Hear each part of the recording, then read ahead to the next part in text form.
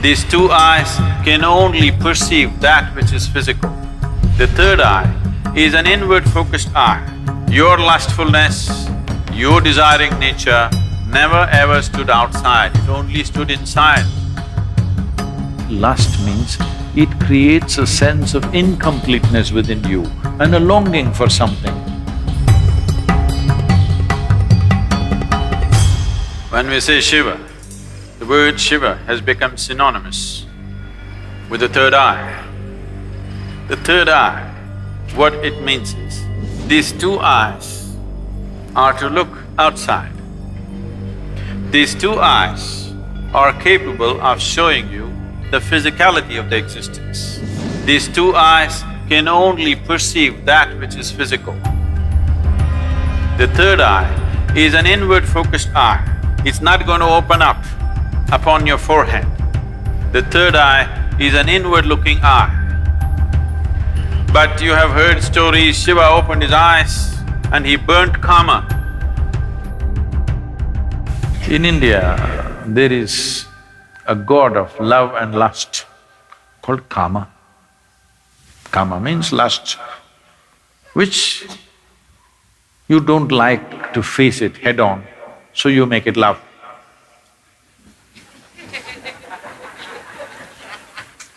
Because you need some aesthetic to it. So, he hides behind a tree and shoots an arrow at Shiva's heart.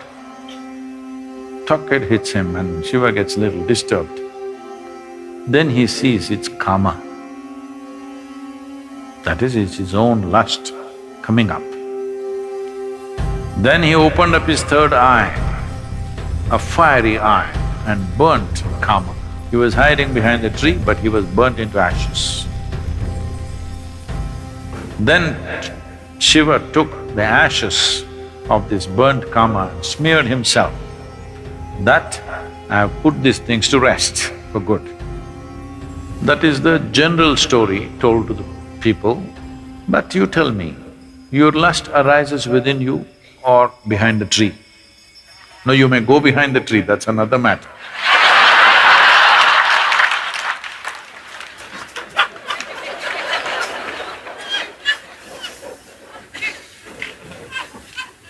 But where does it arise? Within you.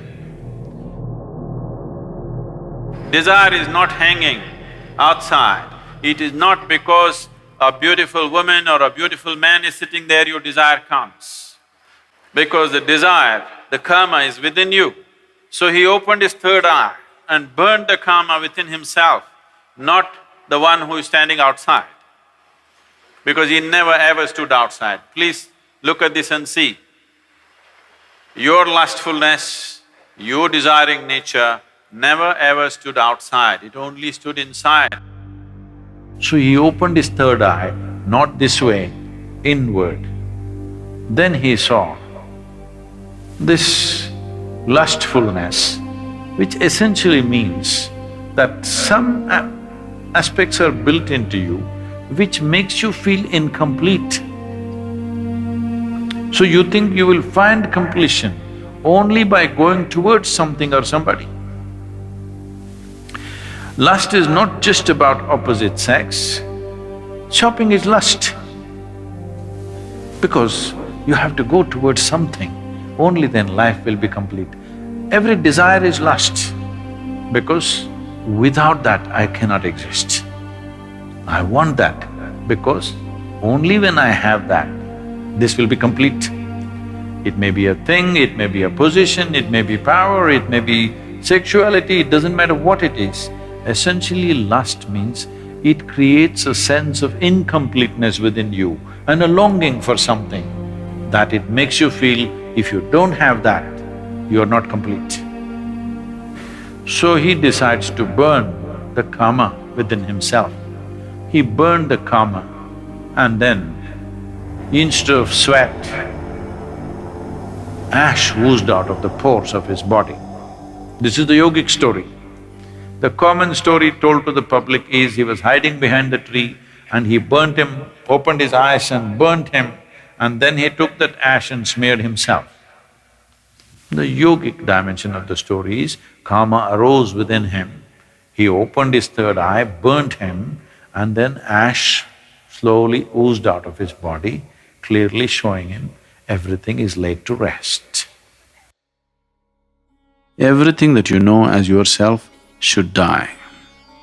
When I say death, it's not the physical death which is a problem. The question is losing everything that you know as myself right now, your personality, your identity. Once you learn to be an individual beyond physiological and psychological formats, that means you're for good. This is what living death means. So if you know how to be an individual still, without physiological and psychological format, you are a living death. If you are a living death, you are eternal in your existence. It is time that you become living death so that you live eternally.